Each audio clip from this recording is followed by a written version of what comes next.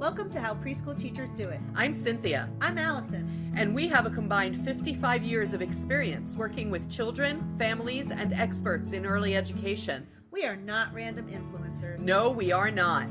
Whether you are new or have been our podcast peeps since 2018, we are thrilled you found us. Hello, happy Monday, preschool peeps. Hi, peeps. Welcome back. Yeah. Especially to a couple of places that Yes. Allison is about to shout out. Yeah. We hope you're still there. Hello to the people of Finland. Finland. Yes. The reach of something like a podcast is unreal. It's unreal. Thank you for listening in Finland. Mind-boggling to me. And also to the people of, we had a tie for what town in Pennsylvania was the highest. So we're saying hi to the people of Glenside. And we're also saying hi to the people of Philadelphia. Not such a long reach from here. No, that's drivable from here. That's definitely drivable. I've spent a lot of time in that Yes. Philadelphia area. Yeah. My son used to live he lives not too far now, but he lived even closer to Philly when he first graduated from college. So we spent some time going to Philly. Yeah. And you know, I've always liked it there. I like Philly. Yeah. Yeah. Yeah. But it's not, that's not a distance stretch. And so we're especially glad you're listening because we're within within an hour and a half where we are right now. Yeah, for me I think it's like 2 hours. Is it? Yeah. About an hour and a half from here. But I'm like 45 minutes from here. Yeah. So that's about right. Yeah. I have to get back to Philly soon. I haven't been there in a while. I want to go to the Philadelphia Zoo, which I've never been to. I have. Because they have those tubes that the cats can go in overhead, right? I don't remember.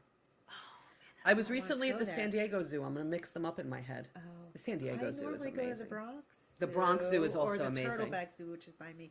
But, like, the Philly Zoo I've never been to. And I do think they have, like, these wire tunnels, but they're above you, so the cats are overhead. Okay.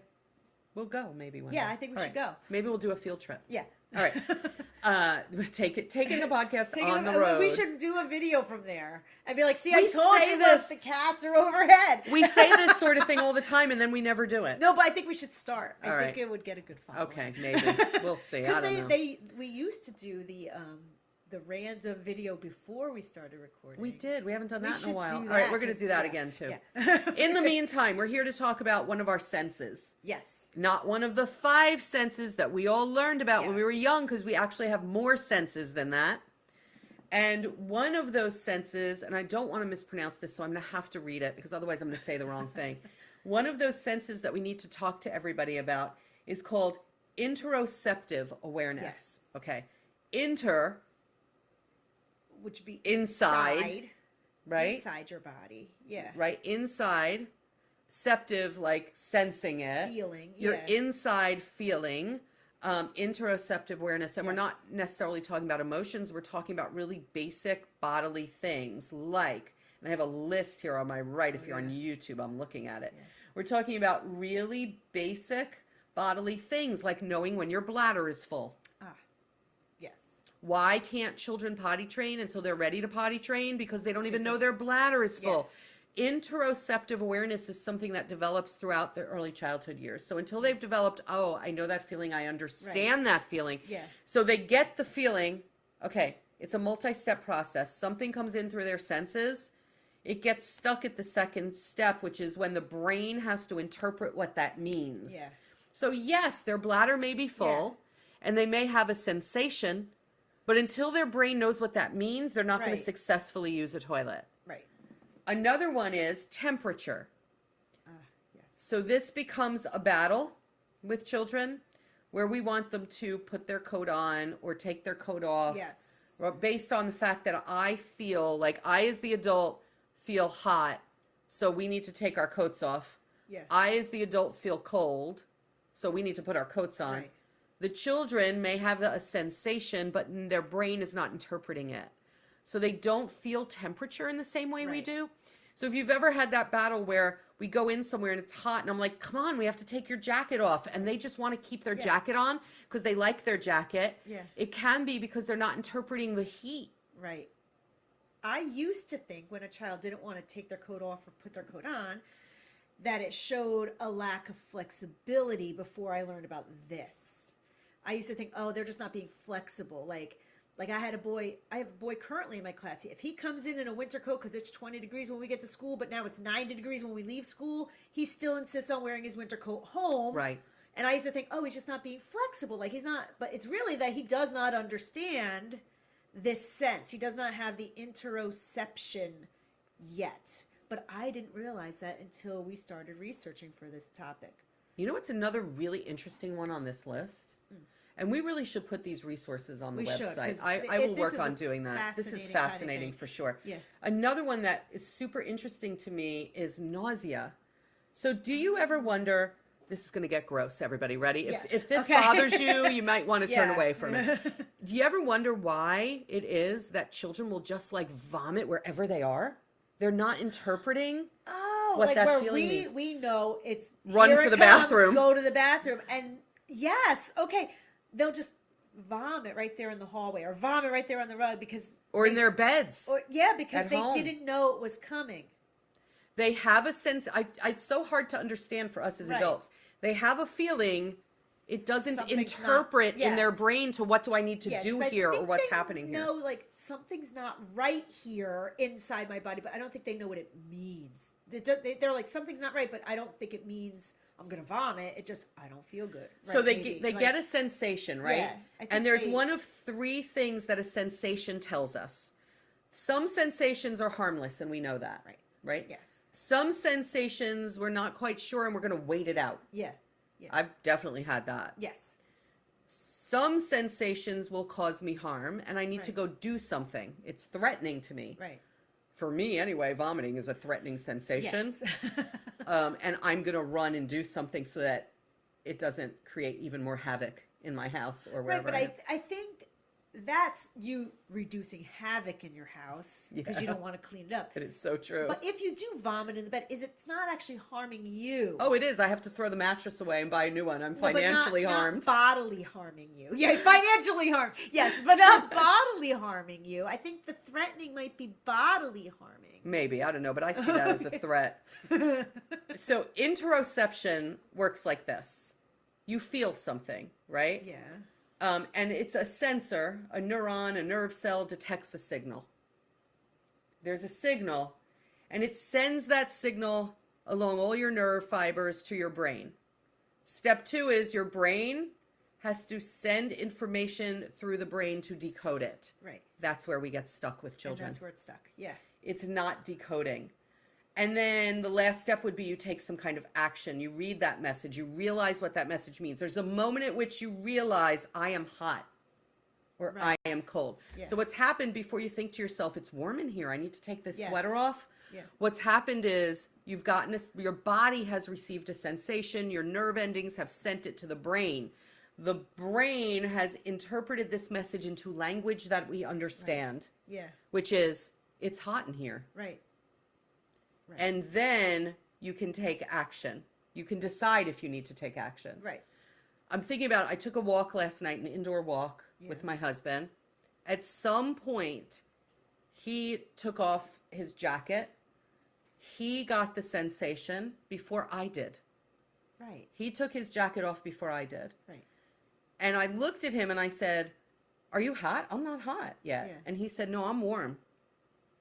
And it was a little while later that I started to reach to take my jacket off. Yeah. Because our bodies got the sensation and sent the message to the brain at different times. At different times, because your bodies are different. Your body temperature might be different than his. Right. So our brains got the message different times, but a key part. Yeah. A key part of this is there's something in the brain that decodes it. It rewrites the message into language. So imagine children who don't have language even. Yeah. Oh my gosh, like they're never getting these interoceptive messages. Yeah. Which is an issue. So,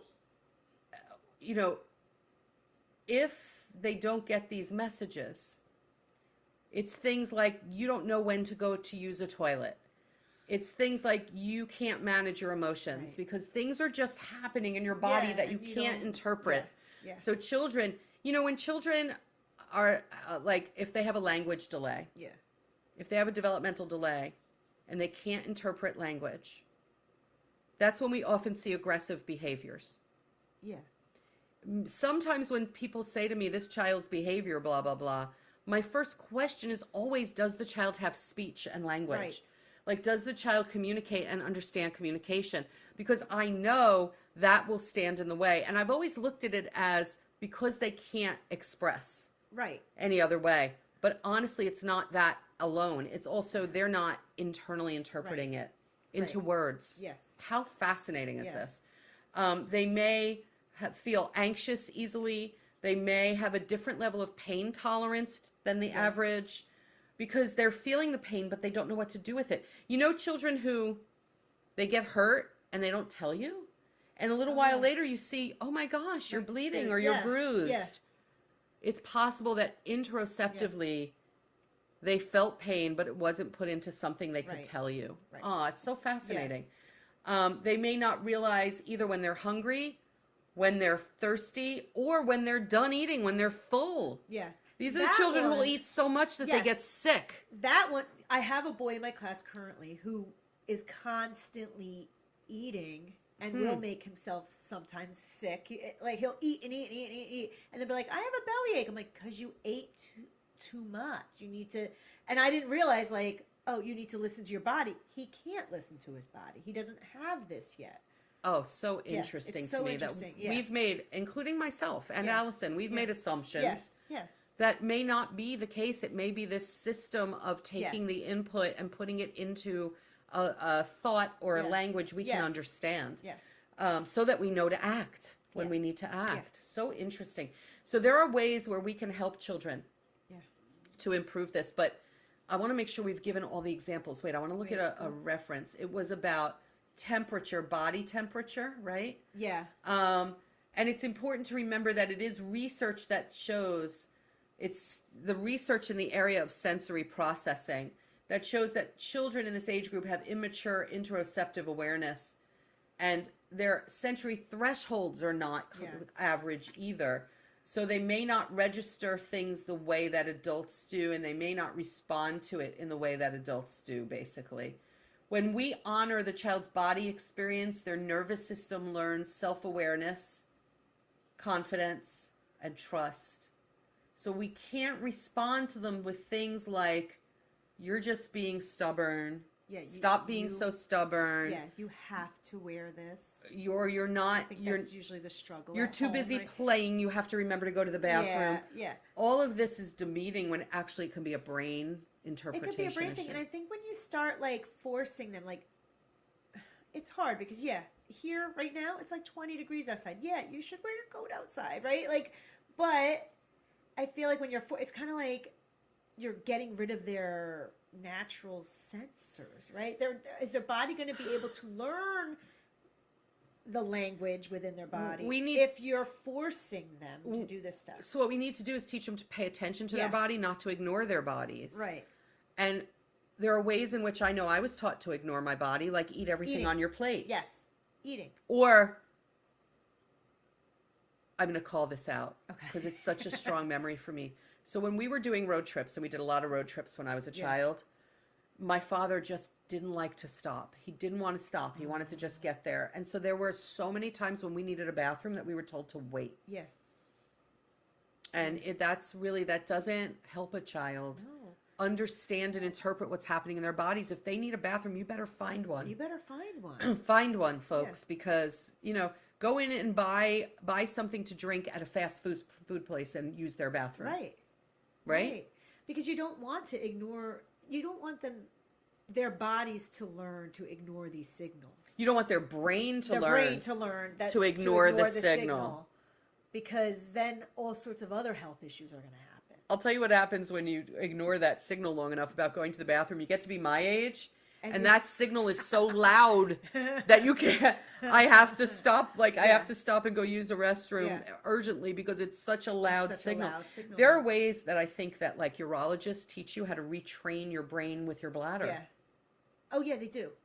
There's a whole physical therapy about it too. Yeah, there's a physical therapy and there's a brain retrain. And there's a brain retrain. Where if you I'm not talking about if you have a physical problem like an infection, but if you tend to be somebody who gets a signal and then immediately needs to go without having an infection. They teach you to pause and listen to your body. Yeah. Right? Pause and listen. That extreme urge coming from your brain is going to go away. Right. Right. This is so fascinating Yeah. to me. So that's what we need to do, by the way. If you're thinking, well, what do we do? How do we help children? We help children by teaching them to listen to their body. And how do we teach them to listen to their body? We have to get them to slow down. Yeah.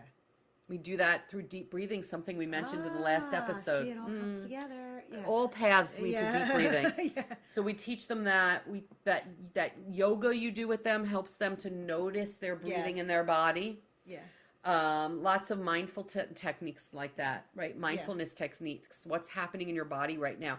And even with the young children who are learning things like toileting, right, or tell me when you're hungry or you're thirsty, we need to say to them, what does that feel like in your body? right, Right. right. So when I've done work with like a coach or therapy kind of work, they always say to you, what does that emotion feel? Where do you feel it in your body? Where do you feel it in your body? Yeah. Where do you feel it in your body? Pay attention to where you feel it in your body, because we all feel things a little differently in our bodies, and we do need to know, where do I feel that in my body? And when I feel that in my body, how am I going to respond? Right. So it is teaching purposeful response. Yeah. I hope this has given you so much food for thought, because really interesting. Right. For Yeah. me, I'm like fascinated by it. I hope you all are too. We will put some information on the website. It will no doubt be there well before this episode is released. So you can go and look at some of the things we're looking at. Yeah. And we will make sure that that's there for you. And if this was an aha moment for you, like it was for me, about even the children who are exhibiting aggression, it may be because they can't express themselves, but it may also be because their brain doesn't know how to put their experience into words for them. That's true. Or they're don't know how to interpret those words. That is eye-opening to me. Yes. Yeah. So I hope you all take that and run with it. And I plan to teach it to so many of the special educators that I work with. Yeah. So there you go, folks. We will catch you next time on the podcast. Lots of food for thought on this one. Yeah. And we hope you find there's lots of food for thought in our future episodes too. Yeah. Catch you next time, folks. Bye, peeps.